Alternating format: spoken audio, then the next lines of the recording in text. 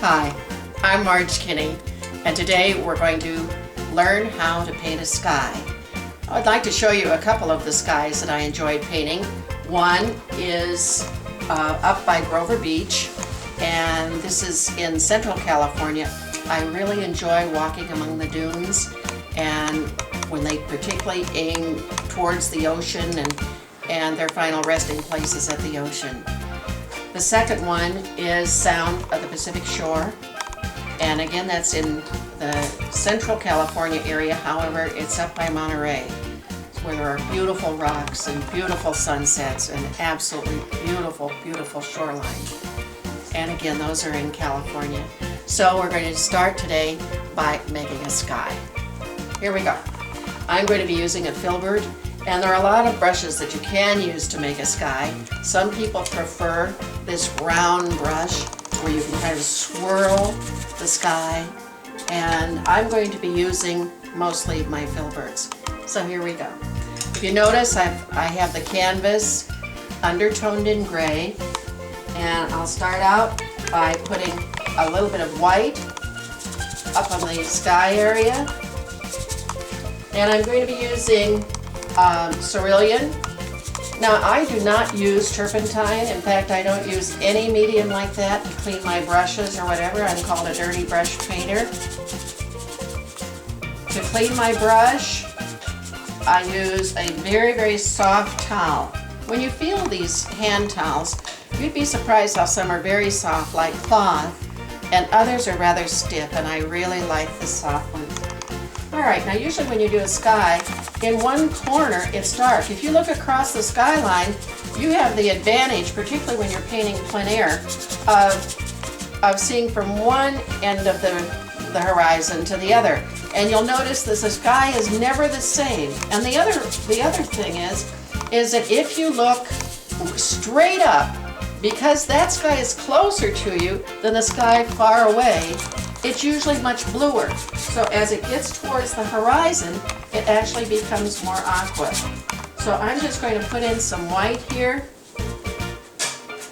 Like this, I have the dark tones and then the light tones. And I tend to like to make my clouds go off the edge of the canvas. Now as I come down closer to the skyline, I'm going to change the color to a little bit more aqua blue, because in real life that's kind of what it does. Turns a little more aqua.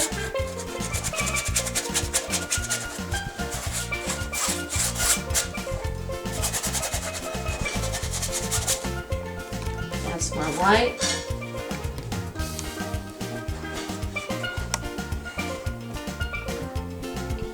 Now the clouds up above are actually closer to you, so they would normally be bigger. And as they get farther away, particularly when you're in Kansas or out along the plains, you'll see that they get very, very tiny along the horizon because they're actually very, very far away. Okay, once I get these kind of blowing along here, the bottom of the clouds tend to be flat because there's a lot of weight in them, and there's all kinds of ways of fluffing up the edges of clouds. I'm going to stick with this filbert for a minute.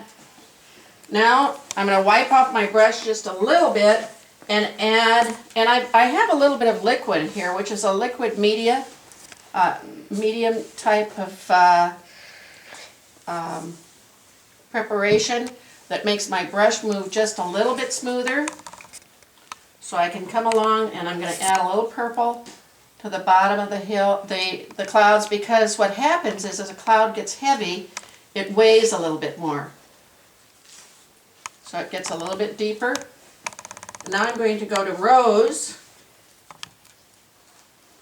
Add a little bit of rose. I really enjoy doing this. You know, I wake up at 6:30 in the morning and I can hardly wait. When sometimes I have artist block, but most of the time I can hardly wait to paint my next painting. You could say it's art therapy, but it's really a wonderful way to live, to become an artist. I was in the corporate world for many years, and had no idea I would ever be an artist. But what do you know, here I am, and I have so much fun doing it. Okay, I'm going to add a little bit of orange. It's kind of peachy tone.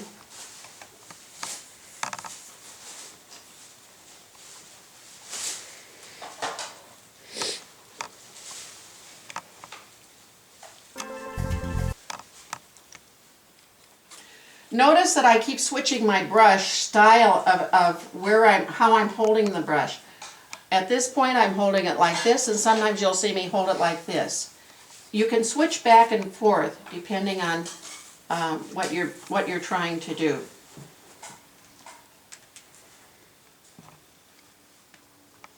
Now I'm going to put a couple clouds in the front. They're just kind of wisping along. This is just one moment in my life for clouds, but believe me, every cloud I make is different and a new experience. So, and then if I want to make the top of the cloud just a little bit yellower, a little bit lighter, where it just has more light at the top, I'll take just a little bit of yellow in with the cloud.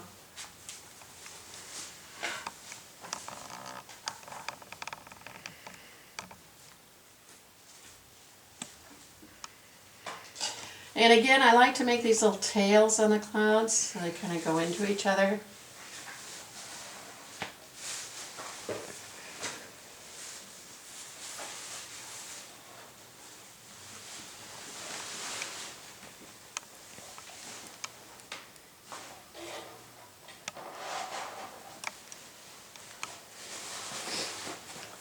Okay, that's about it. And from there, if I were to make an ocean, you see that'll make a beautiful, beautiful start for a wonderful ocean scene.